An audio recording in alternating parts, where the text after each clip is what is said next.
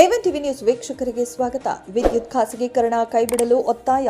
ಚಿಂತಾಮಣಿಯಲ್ಲಿ ರೈತ ಸಂಘ ಹಾಗೂ ಬೆಸ್ಕಾಂ ನೌಕರರಿಂದ ಉಗ್ರ ಹೋರಾಟದ ಎಚ್ಚರಿಕೆ. ರಾಜ್ಯ ಸರ್ಕಾರವು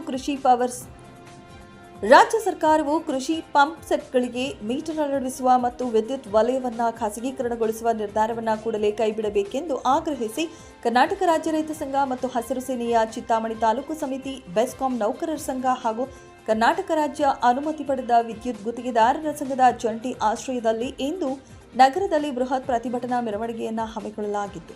ಚಿಂತಾಮಣಿ ನಗರದ ಪ್ರವಾಸಿ ಮಂದಿರದ ಆವರಣದಲ್ಲಿ ಜಮಾವಣೆಗೊಂಡ ನೂರಾರು ಪ್ರತಿಭಟನಾಕಾರರು ನಗರದ ಪ್ರಮುಖ ಬೀದಿಗಳಲ್ಲಿ ಸರ್ಕಾರದ ವಿರುದ್ಧ ವಿವಿಧ ಘೋಷಣೆಗಳನ್ನು ಕೂಗುತ್ತಾ ರ್ಯಾಲಿಯನ್ನ ನಡೆಸಿದರು. ತದನಂತರ ತಾಲೂಕು ಕಚೇರಿಗೆ ಮುತ್ತಿಗೆ ಹಾಕಿ ತಹಶೀಲ್ದಾರ್ ಸುದರ್ಶನ್ ಯಾದವ್ ಅವರ ಮೂಲಕ ಮುಖ್ಯಮಂತ್ರಿಗಳಿಗೆ ಮತ್ತು ರಾಜ್ಯಪಾಲರಿಗೆ ಮನವಿ ಪತ್ರವನ್ನು ಸಲ್ಲಿಸಿದರು. ಮನವಿ ಸಲ್ಲಿಸಿದ ಬಳಿಕ ಮಾತನಾಡಿದ ರೈತ ಸಂಘದ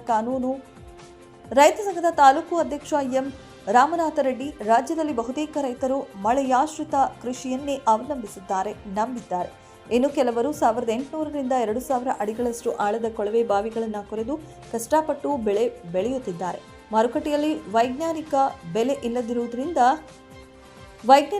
ಇರುವುದರಿಂದ ಈಗಾಗಲೇ ರೈತರು ತೀವ್ರ ಸಂಕಷ್ಟ ಅನುಭವಿಸಿ ಆತ್ಮಹತ್ಯೆಗೆ ಶರಣಾಗುತ್ತಿದ್ದಾರೆ. ಇಂತಹ ಸಂದರ್ಭದಲ್ಲಿ ಕೃಷಿ ಪಂಪ್ಸೆಟ್ಗಳಿಗೆ ಮೀಟರ್ ಅಳವಡಿಸಿ ಖಾಸಗಿ ಪಂಪ್ ಕಂಪನಿಗಳಿಗೆ ಜವಾಬ್ದಾರಿ ನೀಡುವುದನ್ನು ಸರ್ಕಾರ ತಕ್ಷಣ ನಿಲ್ಲಿಸಬೇಕು ಎಂದು ಒತ್ತಾಯಿಸಿದರು.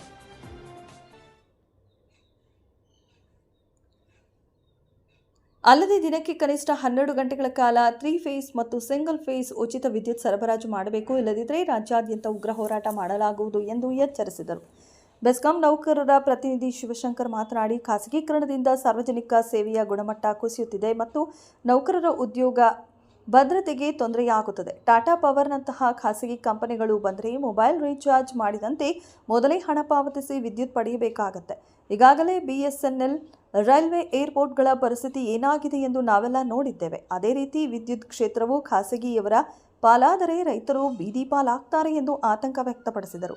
ಟಾಟಾ ಪವರ್ ಕಂಪನಿಯು ಅರ್ಜಿ ಸಲ್ಲಿಸಲು ಜೂನ್ 23ರ ಕೊನೆಯ ದಿನಾಂಕವಾಗಿದ್ದು, ಸರ್ಕಾರ ತಕ್ಷಣವೇ ಈ ಅರ್ಜಿಯನ್ನು ತಿರಸ್ಕರಿಸಿ ವಿದ್ಯುತ್ ಕ್ಷೇತ್ರವನ್ನು ಉಳಿಸಬೇಕು ಎಂದು ಪ್ರತಿಭಟನಾಕಾರರು ಖಡಾಖಂಡಿತವಾಗಿ ಆಗ್ರಹಿಸಿದರು.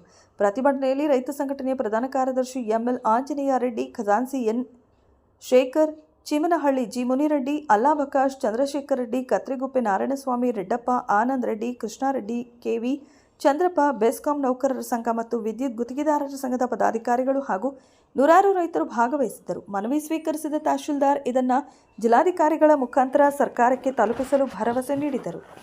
ಅವರ ಸಹಕಾರದೊಂದಿಗೆ ಎಲ್ಲ ಕಡೆ ಉಗ್ರವಾದ ಅವಿರತ ಹೋರಾಟವನ್ನು ನಾವು ಹಮ್ಮಿಕೊಳ್ತೀವಿ. ಮತ್ತೆ ನಮ್ಮ ಕರ್ನಾಟಕ ವಿದ್ಯುತ್ ಶಕ್ತಿ ಮಂಡಳಿಯ ಎಲ್ಲ ನೌಕರರು ಒಟ್ಟಿಗೆ ಸೇರಿ ಚಿಂತಾಮಣಿ ತಾಲೂಕಿಂದ ನಾವು ಕೂಡ ಇಡೀ ರಾಜ್ಯಾದ್ಯಂತ ಈ ದಿವಸ ನಮಗೂ ಕೂಡ ಕರೆ ಕೊಟ್ಟಿದ್ದಾರೆ. ಕರ್ನಾಟಕ ರಾಜ್ಯ ರೈತ ಸಂಘದಿಂದ ಎಲ್ಲ ಜಂಟಿಯಾಗಿ ನಾವು ಈ ಒಂದು ಖಾಸಗೀಕರಣ ಬೇಡ ಅಂತೇಳಿ ಒಂದು ಹೋರಾಟವನ್ನು ಹಮ್ಮಿಕೊಂಡಿದ್ದೀವಿ. ಯಾಕೆ ಅಂದರೆ ರೈತರಿಗೂ ಕೂಡ ಭಾಳ ತೊಂದರೆ ಆಗ್ತದೆ.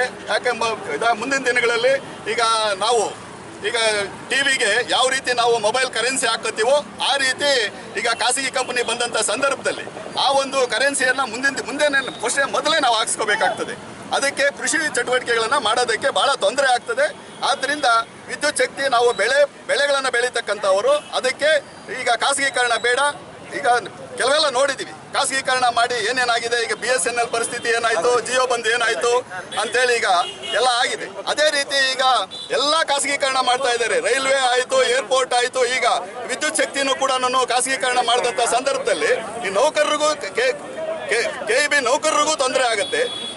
ಹೆಚ್ಚಿನ ರೀತಿಯಲ್ಲಿ ನಮ್ಮ ರೈತರಿಗೆ, ರೈತಾಪಿ ವರ್ಗಕ್ಕೆ ಇದರಿಂದ ಬಹಳ ಅನಾನುಕೂಲ ಆಗ್ತದೆ ಅಂತೇಳಿ ಈಗ ನಾವು ಕೂಡ ಈಗ ಜಂಟಿಯಾಗಿ ಚಿಂತಾಮಣಿ ತಾಲೂಕಿಂದ ಸಾವಿರಾರು ಜನ ಇವತ್ತು ಬೇಡ, ಖಾಸಗೀಕರಣ ಬೇಡ ಅನ್ನೋ ಒಂದು ರೀತಿಯಲ್ಲಿ ಖಡಾಖಂಡಿತವಾಗಿ ಖಂಡಿಸ್ತಾ ಇದ್ದೀವಿ. ನಾಳೆ 23ನೇ ತಾರೀಕೇನು ಎಲ್ಲ ಕೂಡ ಕರೆದಿದ್ದಾರಂತೆ, ಕೊನೆಯ ದಿನಾಂಕ ಕೊಟ್ಟಿದ್ದಾರೆ. ಅದಕ್ಕೆ ಇವತ್ತು 22ನೇ ತಾರೀಕು ಇಡೀ ರಾಜ್ಯಾದ್ಯಂತ ಎಲ್ಲ ನಮ್ಮ ಕರ್ನಾಟಕ ರಾಜ್ಯ ರೈತ ಸಂಘ ಹಾಗೂ ಮತ್ತೆ KEB ನೌಕರರು ಜಂಟಿಯಾಗಿ ಉಗ್ರ ಹೋರಾಟವನ್ನ ಮಾಡ್ತಾ ಇದ್ದಾರೆ. ತಾವು ಟಾಟಾ ಕಂಪನಿಗೆ ಕೊಟ್ಟಂತ ಸಂದರ್ಭದಲ್ಲಿ ಇನ್ನೂ ಹೆಚ್ಚಿನ ರೀತಿಯಲ್ಲಿ ಮುಂದಿನ ದಿನಗಳಲ್ಲಿ ಉಗ್ರವಾದಂತ ಹೋರಾಟವನ್ನ ಮಾಡಬೇಕಾಗ್ತದೆ ಅಂತ ಸರ್ಕಾರಕ್ಕೆ KRC ಕಾರ್ಯದರ್ಶಿಗಳಿಗೆ ನಾವು ಈ ಒಂದು ಮನವಿಯನ್ನ ಕೊಡ್ತಾ ಇದ್ದೀವಿ. ಅದರಿಂದ ಈ ವಿದ್ಯುತ್ ಶಕ್ತಿ ಕೆಲಸ ಮಾಡೋರೆಲ್ಲ ಅವ್ರಿಗೂ ಅನ್ಯಾಯ ಆಗ್ತಾ ಇದೆ. ನಮ್ಮ ರೈತರಿಗೂ ಮುಂದೆ ಟಾಟಾ ಕಂಪ್ನಿಯವರು ಕೊಡೋದ್ರಿಂದ ರೈತರಿಗೆ ಇನ್ನೂ ವಿಪರೀತ ಲಾಸ್ ಆಗ್ತಾ ಇದೆ. ಅದರಿಂದ ಟಾಟಾ ಕಂಪ್ನಿಯವ್ರಿಗೆ ಪ್ರೈವೇಟ್ ಕಂಪ್ನಿಗಳಿಗೆ ಯಾವುದಕ್ಕೂ ಕೊಡದೆ ಸರ್ಕಾರ ನಡೆಸಬೇಕು ಅಂತ ನಮ್ಮ ಒತ್ತಾಯ. ತಹಸೀಲ್ದಾರ್ ಮುಖಾಂತರ ನಾವು ಇದನ್ನು ರಾಜ್ಯಪಾಲರಿಗೆ ಮತ್ತು ಸರ್ಕಾರಕ್ಕೆ ಒತ್ತಾಯ ಮಾಡ್ತಾ ಇದ್ದೀವಿ.